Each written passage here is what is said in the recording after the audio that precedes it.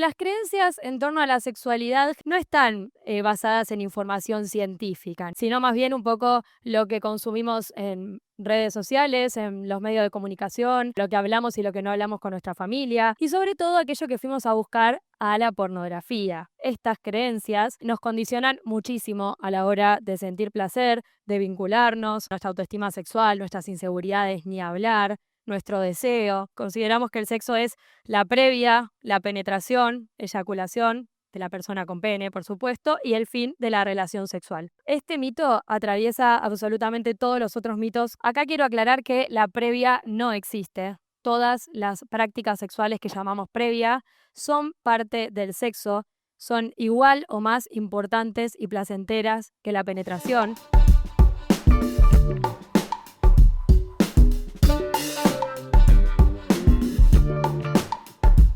Hola a todos, ¿cómo andan? Bueno, bienvenidos a la charla sobre mitos sexuales. ¡Wow! ¡Cuánta convocatoria! Gracias, gracias. No sé si, igual no los veo, no es la miopía, es la luz. Así que capaz me los puedo sacar, a ver si salgo mejor en las fotos. Bueno, bienvenidos a todos. Para los que no me conocen, no sabía que ya me iban a presentar, así que bueno, brevemente les cuento un poco más de mí. Yo soy Luz Migueles, estudié psicología en la Universidad de Buenos Aires, después hice una diplomatura y un posgrado en sexología. Me dedico a la terapia sexual, tengo un equipo de sexólogas con las que trabajamos en conjunto, el equipo Luz Psicosex. Ayudamos a muchas personas, tanto individualmente como en pareja. Y también me dedico, en realidad es a lo que más me dedico, a crear contenido en redes sociales para hablar un poco de todo lo que vamos a charlar hoy de una manera tal vez cercana, con humor, si se quiere, con un lenguaje como si estuvieses hablando con una amiga. Me parece que es una buena forma de hablar sobre sexo. Allá. Y bueno, me pueden encontrar en absolutamente todas las redes sociales, algo de abajo de las baldosas, como luz.psicosex. Estoy en YouTube, en TikTok, en Instagram, en Spotify, tengo un podcast con Casa Spotify, así que me pueden ver donde me busquen. Yo me encargué de estar en todos lados. Bueno, primero que nada quería aclararles, por si acá hay gente que no me conoce y cayó acá porque le interesó la charla, primero que nada, gracias por confiar en esta charla con todas las propuestas increíbles que hay hoy en esta convocatoria. No esperen acá un lenguaje muy académico, chicos. Los que ya me conocen se lo imaginarán, pero bueno, por las dudas para el resto, espero que nadie se sienta mal con mi forma de comunicar y eso, pero siento que hoy en día, para hablar de sexo hay que hablarlo de esta manera. Y bueno, la verdad que a la gente le gusta, le llega bien, así que espero lo mismo de esta charla. Y si no, cualquier cosa después me lo dicen. Bueno, ahora sí, vamos a comenzar. Em, Como terapeuta sexual con un enfoque cognitivo-conductual, trabajamos mucho sobre las creencias que tienen las personas respecto a la sexualidad. ¿Por qué? Porque, bueno, estas creencias forman parte de los esquemas cognitivos de las personas, ¿no? Un poco como las estructuras mentales con las que interpretan la realidad. Es los lentes con los que vemos al mundo, a las personas que nos rodean, a nosotros mismos y en este caso al sexo también. Ahora, ¿qué pasa? Que las creencias en torno a la sexualidad generalmente, digamos que no están basadas en información científica, ¿no? Sino más bien un poco lo que consumimos en redes sociales, en los medios de comunicación, bueno, lo que hablamos y lo que no hablamos con nuestra familia, y sobre todo aquello que fuimos a buscar a la pornografía. Entonces, ¿qué sucede justamente con esto? Que estas creencias nos condicionan muchísimo a la hora de sentir placer, de vincularnos, bueno, nuestra autoestima sexual, nuestras inseguridades, ni hablar, nuestro deseo. Entonces, un poco, por ejemplo, si mi creencia es que el tamaño es importante y yo voy a Google y busco cuánto mide un pene promedio y veo una medida que ni siquiera la voy a decir y mido mi pene, que además, dicho sea de paso, la cantidad de medidas que le toman al pene es increíble. Si yo busco en internet y veo que mi pene no cumple con esos parámetros que se supone que tienen que medir un pene promedio, probablemente sienta mucha inseguridad, mi autoestima va a estar por el piso, hasta incluso puedo llegar a evitar los encuentros sexuales con tal de no desnudarme adelante de otra persona. Entonces así es como un poco las creencias que tenemos respecto a la sexualidad nos condicionan todo el tiempo. Ahora lo vamos a ver igual un poco con cada mito. Un poco la invitación de esta exposición es a cuestionarnos todas estas ideas que tenemos respecto a la sexualidad, porque si no las cuestionamos, siguen actuando como si fuesen reales, y vamos a ver un poco ahora cómo nos afectan. Por supuesto, quiero aclarar que quedaron varios mitos muy importantes afuera por una cuestión de duración de esta exposición, pero si quieren, como les dije, hay mucho más contenido en mis redes sociales donde pueden profundizar sobre lo que les interese. Pasamos al primer mito. El sexo es sinónimo de penetración. Si no hubo penetración, entonces no hubo sexo. Dígame cuántas veces escucharon este comentario: hicimos de todo pero no cogimos, por ejemplo. No, no, pasó de todo pero no me lo cogí. Bueno, ¿qué pasa? Que tenemos esta idea coitocentrista del sexo. Consideramos que el sexo es la previa, la penetración, eyaculación de la persona con pene, por supuesto, y el fin de la relación sexual. Primero que este pensamiento es muy reduccionista, obviamente, pero además de eso, nos hace pasarla mal. Acá quiero aclarar que la previa no existe. Todas las prácticas sexuales que llamamos previa son parte del sexo, son igual o más importantes y placenteras que la penetración. Por ejemplo, la masturbación, el sexo oral, el uso de juguetes, un buen masaje erótico, besos, caricias, todo eso también es sexo. Incluso se puede tener relaciones sexuales sin penetración. Parece, así escuchándolo, tal vez una obviedad, pero tirar abajo este mito, esta creencia, hace que se alivianen muchísimos malestares. Porque, por ejemplo, si vos perdés la erección, crees que no podés tener sexo. Si vos eyaculás antes de lo que te gustaría y después viene el periodo refractario y no se te vuelve a parar, crees que no podés tener sexo. Si a vos te duele la penetración, crees que no podés tener sexo. Si no tenés orgasmos con penetración, crees que está fallada. Y así podemos seguir. Ahora vamos a ver cómo este mito atraviesa absolutamente todos los otros mitos que vamos a ver de aquí en adelante.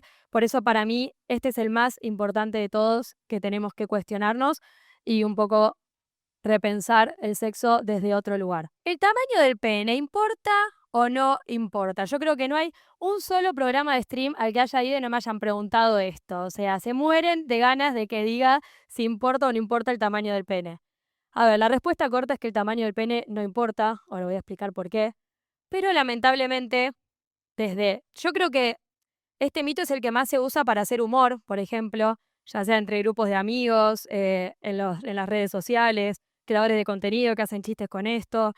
Obviamente entiendo que capaz estas personas no son conscientes de lo que pueden generar en la persona que está del otro lado mirando, ¿no? Eh, las personas con pene desde muy chiquitos, pero edades, bueno, las personas con pene que están acá me lo podrán decir, desde muy temprana edad ya están midiendo su pene, comparándose en los vestuarios con los amigos, ni hablar cuando empiezan a consumir pornografía. Una vez puse un cuadrito de preguntas en Instagram para hablar del tamaño del pene y yo no sé si es que la gente no escucha o si escucha lo que quiere escuchar, pero me empezaron a pasar sus medidas. Yo le juro, o sea, la cantidad de medidas que le tomaban a su genital, lo intentaba entender, yo decía, bueno, a ver, ¿qué es lo que están midiendo? No, no, con un metro así, así, de acá, de allá, acostado, parado, una locura.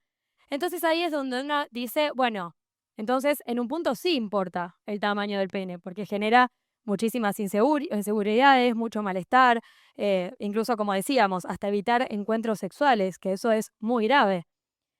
¿Por qué no importa el tamaño del pene? Si hablamos de anatomía, el tamaño del pene no es importante. Por ejemplo, que vos querés ir a tener relaciones sexuales con una persona con vulva.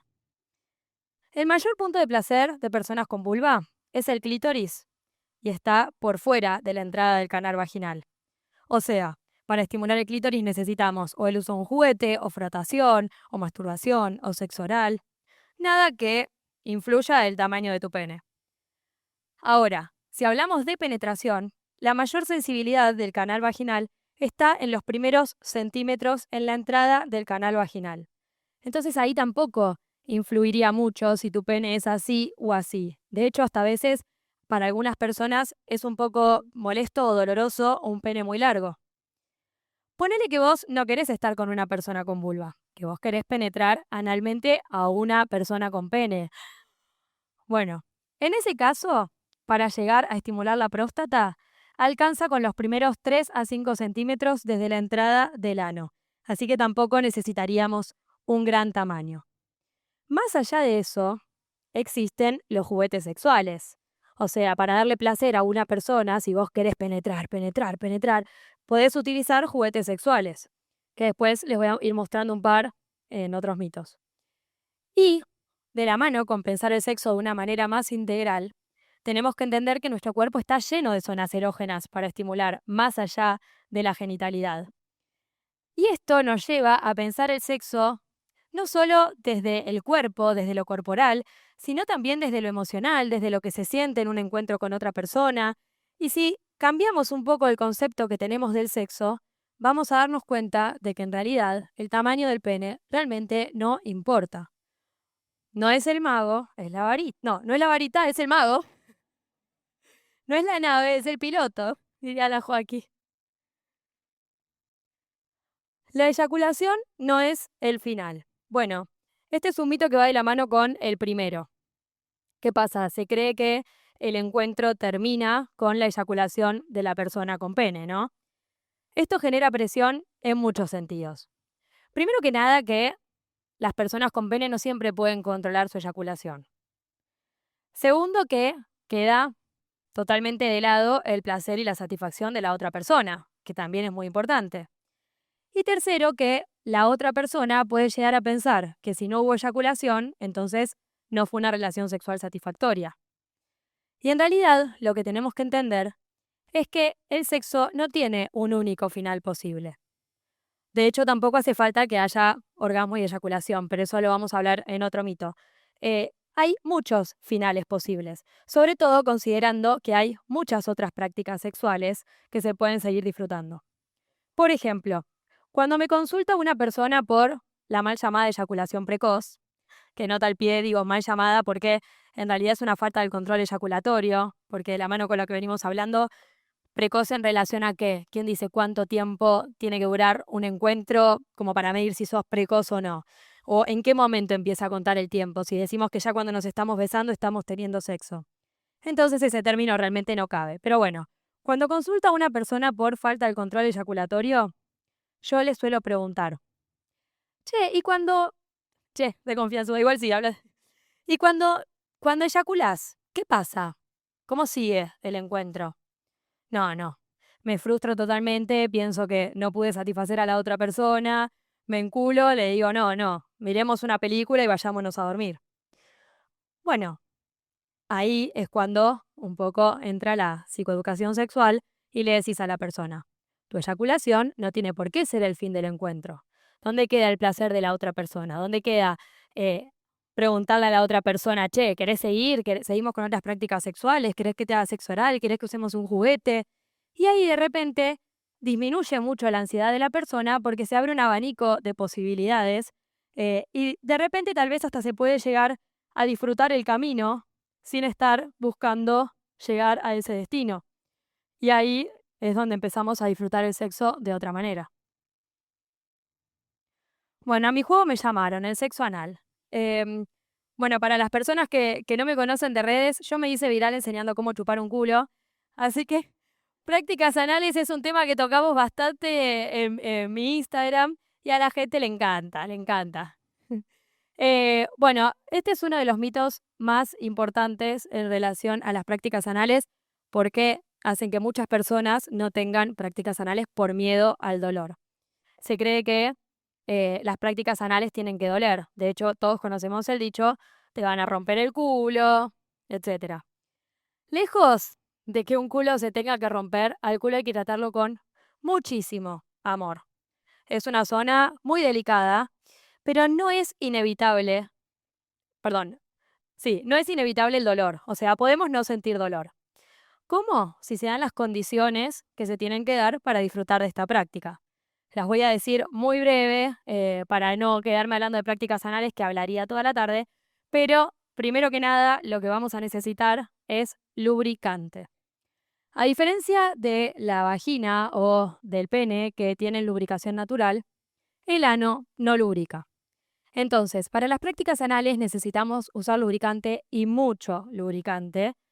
Y la saliva no lubrica, chicos. La saliva dura un poquito y se seca, entonces hay que usar lubricante. Yo les recomiendo a base de agua porque son los que se pueden usar con preservativo y con juguetes sexuales.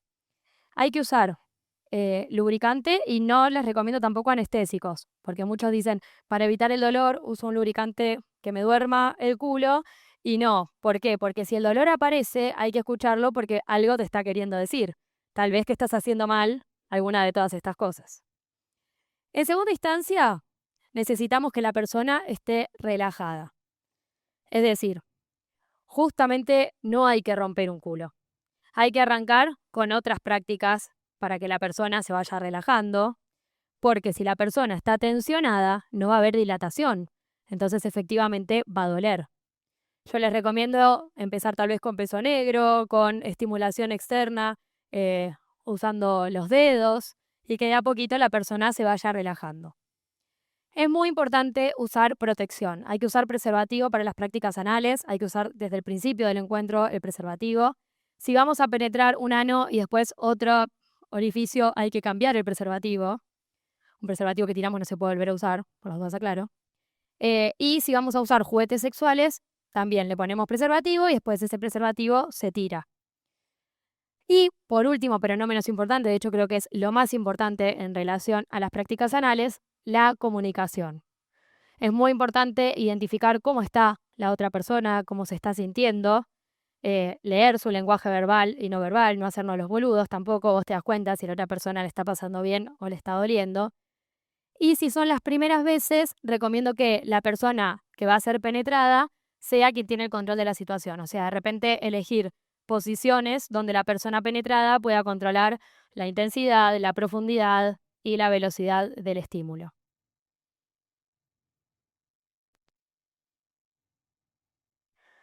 Bueno, el orgasmo no siempre llega con la penetración. Creo que uno de los motivos de consulta más recurrente entre personas con vulva es este, ¿no? No puedo tener orgasmos con mi pareja. A ver, cuéntame más. Entonces de repente te dicen, no, yo quiero tener orgasmos cuando estoy teniendo sexo con mi pareja. ¿Qué sexo estás teniendo? No, no, con la penetración no puedo tener orgasmos. Ok, bueno. ¿Y por qué querés tener orgasmos con penetración? Y no, porque siento que es como para llegar juntos, bla, bla. Bueno, a esas personas les podemos recomendar, primero que nada, que identifiquen dónde está su clítoris. El clítoris, como decíamos, está por fuera del canal vaginal y la mayoría de las personas con vulva necesitamos estimulación directa o indirecta del clítoris para alcanzar orgasmos. Por lo general, durante la penetración, el clítoris queda flotando en el aire y nadie se acuerda de él.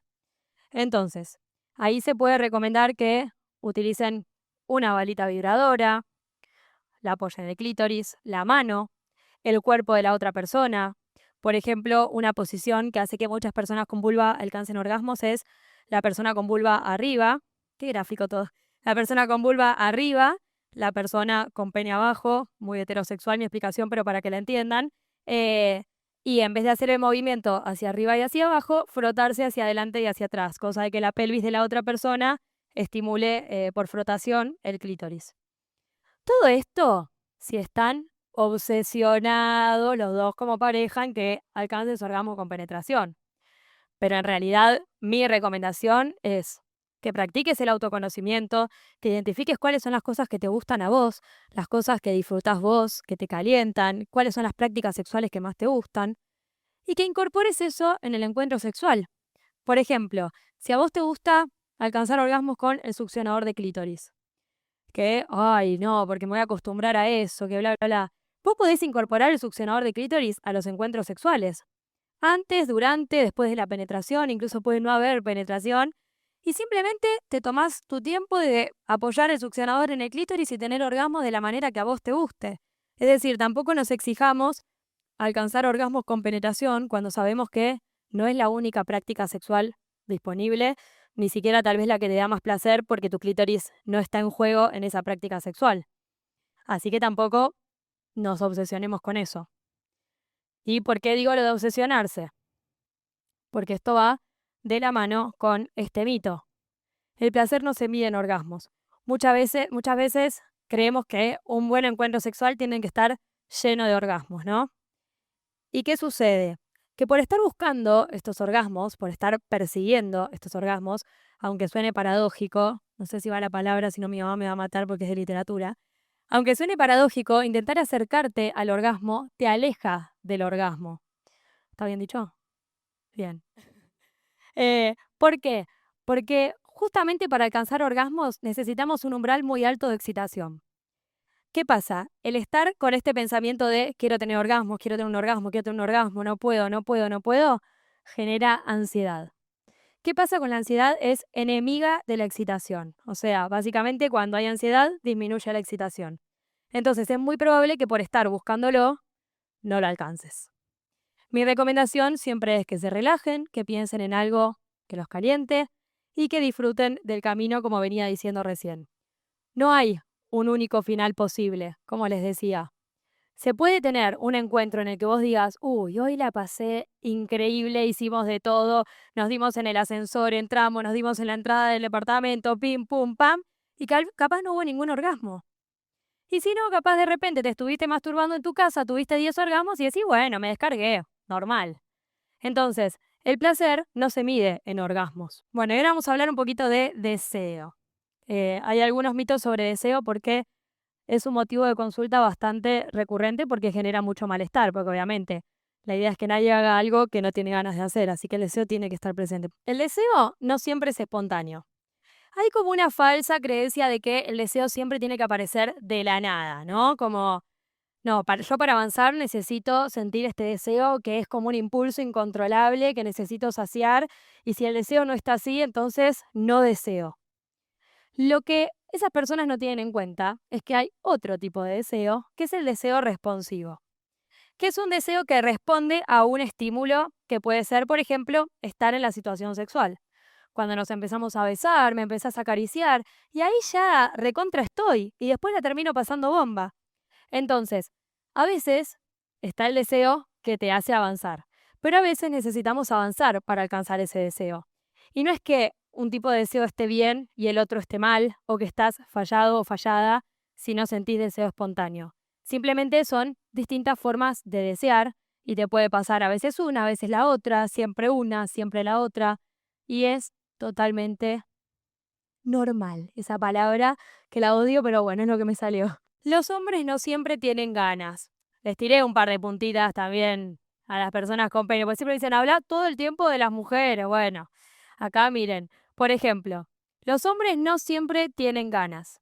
Porque, ¿qué pasa? Este pensamiento machista que tenemos del sexo que acarreamos de tiempos inmemorables, no solo nos afecta a las personas con vulva. Los hombres también se ven afectados por esto. ¿Por qué? Porque básicamente, imagínense esta situación, hay un pibe en un boliche bailando con los amigos y viene una chica y le dice, hoy nos vamos juntos. Es muy probable que si ese pibe le dice que no, todos los amigos empiecen, ay, sos un virgo, ¿cómo le vas a decir que no a una piba que te está diciendo de coger? Sos un boludo, no sé qué. Esto genera presión en dos aspectos. Primero que nada, cuando el hombre no tiene deseo, siente que está fallado, porque tiene esta creencia en la cabeza. Los hombres siempre tienen que tener ganas. Y en un segundo aspecto, cuando la persona que está del otro lado ve que hay un hombre que no tiene ganas, puede sentir esto como un índice de falta de atracción o falta de amor o lo que sea, porque se supone que el hombre siempre tiene que tener ganas. Y esto no es para nada así. ¿Por qué? Porque el deseo fluctúa en base a un montón de cosas que tienen que ver con todas las áreas de la vida y ninguna tiene que ver con tu género. Así que esto también es un mito. Y este es el último mito que tenemos sobre deseo, que es, el deseo no siempre es sincronizado ni constante. Hay una creencia que se tiene entre parejas que es que el deseo nos tiene que aparecer en el mismo momento, con la misma frecuencia, la misma cantidad de deseo, tenemos que querer tener sexo la misma cantidad de veces y esto no es así. De hecho, la mayor parte de las veces su deseo va a estar desincronizado. ¿Por qué? Porque justamente pasa esto. El deseo fluctúa según cosas que pasan en todas las áreas de nuestra vida. Por ejemplo, si yo estoy estresada porque tengo que dar una exposición en Psicología del Sur, o si me peleé con una amiga, o mañana tengo una reunión laboral, o tengo depresión, o tengo ansiedad, o falleció mi perro y estoy atravesando un duelo. Todas esas cosas que nada tienen que ver con tu pareja pueden afectar tu deseo. Para arriba, para abajo, no importa. Pueden afectar tu deseo. La otra persona, en estos casos, suele tomárselo personal. Es que ya no te gusto, es que no me deseas, tendrás a otra persona por fuera. Y no necesariamente esto es así. Siempre mi recomendación en estos casos es que habiliten la comunicación dentro de la pareja para que sea lo que sea que le esté pasando a la persona en cualquier área de su vida, lo pueda comunicar y obviamente uno recibirlo de manera empática también, ¿no? La insistencia no genera deseo. Y esto es algo importante a considerar porque muchas veces uno cree que insistiendo, insistiendo, insistiendo en estas cuestiones va a aumentar el deseo de la otra persona y para nada, para nada. De hecho, termina generando más rechazo, más malestar, más ansiedad.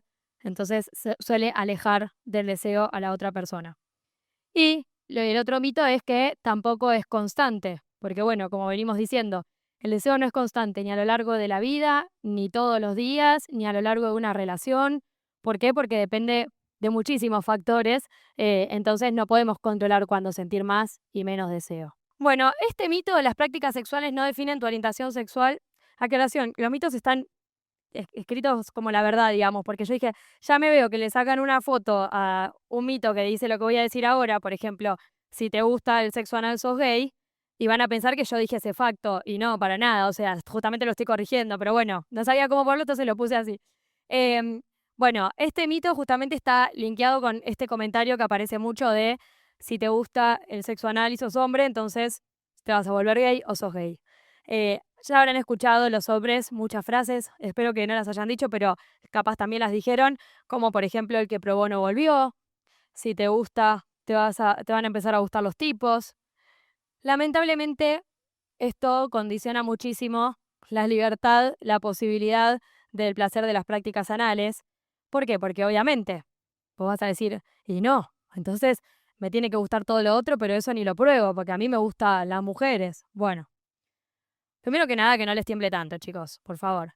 Pero más allá de eso, ahí, en esa zona, justamente, hay zonas erógenas en las personas con pene. Tenemos el ano y tenemos la próstata, que se estimula a través del ano.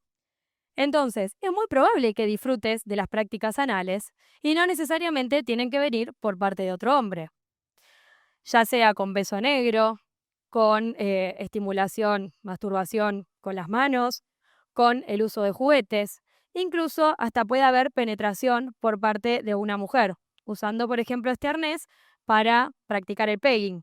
Vos podés elegir el dildo que más te haga sentir cómodo, podés ir por un small, por un XL, se engancha en el arnés y podés penetrar analmente a una persona con pene que está siendo penetrado por una mujer, entonces su orientación sexual está a salvo. No hay que privarnos de disfrutar esas cosas porque no tienen más que ver con creencias erróneas que tenemos en nuestra cabeza y que condicionan muchísimo el placer. No, además, por ejemplo, tengo pacientes tal vez más grandes de, no sé, 50 años así, que te dicen que, por ejemplo, le gusta que su mujer les meta un dedo en el culo, pero que nunca lo dirían en su grupo de amigos. ¿Por qué no? ¿Qué les van a decir?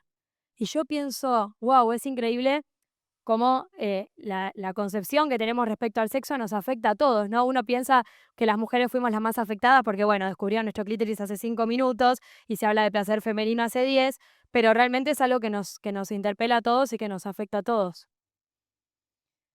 Bueno, este mito también es algo que me preguntan siempre que voy a los programas de stream y eso, y es qué pienso del consumo de pornografía. Em, el principal problema que hay hoy con la pornografía me parece que es la facilidad con la que podemos acceder al porno, ¿no? Ya las investigaciones arrojan que los niños desde muy temprana edad ya están consumiendo porno y lamentablemente con cualquier dispositivo que uno puede tener en el trabajo, en una reunión con amigos, etcétera, uno puede ya ponerse a mirar pornografía. De hecho, yo tenía un paciente con adicción a la pornografía que lo echaron del trabajo porque él en un Meet del trabajo estaba en la otra pestaña mirando pornografía. Entonces, el consumo hoy en día me parece que es muy problemático por el acceso que se tiene al porno. Pero más allá de eso, creo que el principal problema está en que cuando consumimos porno, perdemos de vista que es ficción. ¿A qué voy con esto? Cuando vos estás un domingo a la tarde mirando una película de Marvel o una película de comedia romántica, vos entendés que esa película tal vez estuvieron una semana para grabar cada escena, que los actores están preparados para eso, que eso está guionado, que hay gente atrás filmando de distintos ángulos para ver cuál es el que mejor favorece a la escena, que en el medio hay cortes. De repente, lo que pasa es que cuando consumimos porno, perdemos de vista que eso es ficción y entendemos que eso es el sexo real. Cuando salimos a buscar eso en la vida real, nos damos cuenta de que no es tan así, y ahí es donde arrancan los complejos con nuestro cuerpo, las inseguridades, las creencias erróneas sobre lo que tiene que hacer, sentir o pasar la otra persona. Entonces, esto nos genera un montonazo de mambos a raíz de lo que consumimos en el porno. Siempre mi recomendación es que si van a consumir porno, porque me parece que también es un poco difícil hoy pedirle a la gente que no consuma porno, pero si van a consumir porno, que elijan un poco qué mirar. No es lo mismo ver una peli de la vecinita que le va a tocar el timbre al vecinito hot y terminan haciéndose de todo en un jacuzzi, que elegir tal vez sexo más casero, de una pareja que se filma en su casa. Ahí ya cambia el contenido que estás mirando. Sumado a esto, los invito a que piensen cuando consumen pornografía, cómo se sienten antes, durante y después de consumir pornografía. Y ahí aparecen palabras como culpa, ansiedad, porque bueno, es un estímulo, como decimos, bastante intenso.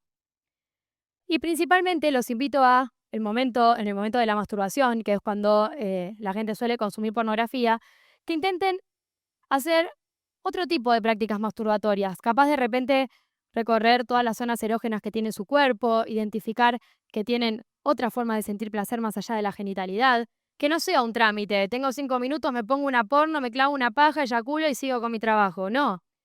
Conectar con todo nuestro cuerpo, con todas las zonas erógenas que tenemos, podemos usar juguetes para recorrer nuestro cuerpo, por ejemplo la balita vibradora es muy buena para eso, hacernos masajes, meternos en la ducha y recorrer todo nuestro cuerpo y intentar no usar pornografía. De repente recursos como recuerdos, visualización, alimentar las fantasías, entrenarlas para usar esos recursos que no tienen que ver con el consumo de pornografía. Entiendo que es difícil porque, bueno, esto está hecho para eso, pero creo que si vemos un poco el peso que tiene el consumo de pornografía, podemos llegar a hacer un esfuerzo como sociedad. Bueno, los anticonceptivos no reemplazan el uso de preservativos. Esto es muy importante porque muchas personas creen que si hay métodos anticonceptivos de por medio, entonces no necesitan utilizar preservativo. Es verdad que los anticonceptivos suelen ser muy efectivos para evitar embarazos no deseados, pero el único método barrera que tenemos hoy en día es el preservativo y el campo profiláctico que se hace con un preservativo. Se los voy a mostrar muy rápido. Básicamente lo que tienen que hacer es agarrar un preservativo, chequear la fecha de vencimiento, abrirlo de manera correcta, no con los dientes, no con tijera. Y lo que tienen que hacer es hacer 2 cortes. Le van a cortar la parte de arriba y la parte del costado.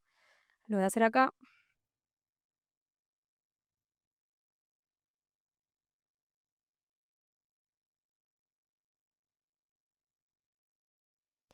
Lo van a estirar y de esta manera ya tienen un campo profiláctico, que se puede, digo profiláctico y no de látex, porque si son alérgicos al látex se pueden usar otro tipo de materiales.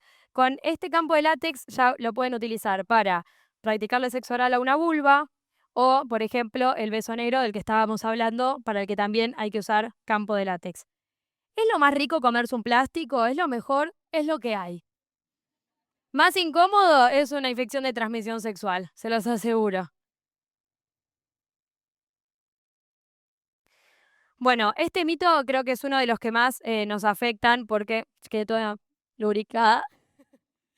Este mito es uno de los que más nos afectan porque muchas personas creen que si hablamos, si nos comunicamos y decimos lo que nos gusta o lo que no, o lo que nos está doliendo, lo que sea, cortamos el polvo. Se corta el placer. Lejos de esto, la comunicación tiene únicamente beneficios. No tenemos ni que estar aguantando posiciones que no nos gustan o que no nos generan placer, mucho menos que nos duelen. No tenemos que hacer prácticas sexuales que no queremos hacer. Tenemos que pedir qué es lo que sí nos gusta, una vez que practicamos el autoconocimiento, poder decirle al otro, che, acá está mi clítoris y me gusta que lo estimules de esta manera. Eso es muy importante porque muchas veces creemos que el otro tiene que saberlo todo. Y sí, porque nos criamos escuchando esta frase, si tengo que pedírtelo ya no lo quiero. Pero en realidad, sí hay que pedir, sí hay que hablar, porque el otro no tiene por qué saber lo que nos gusta y lo que no, y cuáles son nuestros límites, sobre todo porque hay que entender que todos somos distintos y nos gustan cosas distintas.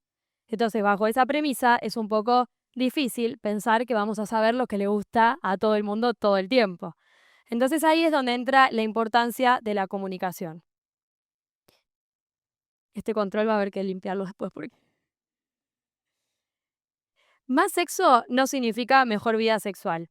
Este es el último mito que les puse y es un mito muy importante porque uno está toda la vida tratando de perseguir el buen sexo, tener calidad de vida sexual, y uno cree que tal vez los momentos de mejor sexo de su vida fueran los que más sexo tenía.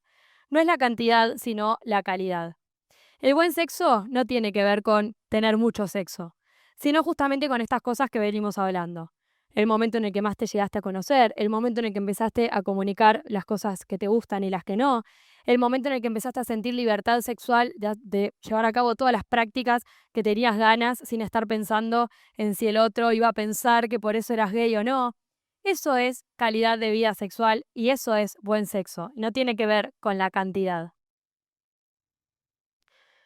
Y esta es un poco una reflexión final que les dejé.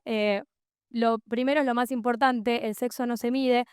¿Y por qué quería agregar esto? Porque, bueno, un poco todo lo que estuvimos hablando, la mayoría de las creencias de las que estuvimos hablando, tienen que ver con parámetros irreales, que no existen.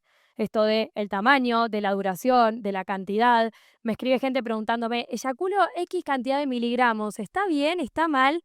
A ver, obviamente esas cosas las tienen que consultar con un médico, tampoco quiero dar información que no tengo, pero constantemente estamos tratando de medir el sexo y eso nos aleja del placer todos los días. Yo creo que el buen sexo se construye con libertad, autoconocimiento, comunicación y respeto y obviamente con información. Porque todo esto que estamos hablando hoy acá no nos lo enseña nadie si no nos acercamos a aprenderlo, ¿no? Si no nos acercamos a un lugar donde lo estén explicando profesionales o lo que sea. Eso también es muy importante, que la información venga de la mano de profesionales, porque hoy todos saben todo, ¿no? También es muy importante hoy decir, yo de esto no sé, anda a buscar un profesional que sí lo sepa. Por ejemplo, la mayor cantidad de pacientes vienen derivados por psicólogos y eso es algo muy bueno porque dicen, yo no me especialicé en ese área, te recomiendo que hagas interconsultas con un sexólogo y eso está muy bueno. Y bueno, un poco la invitación a cuestionarnos todas estas creencias que tenemos tan arraigadas como verdades absolutas y que en realidad tal vez no lo son tanto y nos generan más malestar que placer. Y gracias a todos. Ahora sí ya pueden mirar el celu y seguirme en Instagram. Gracias.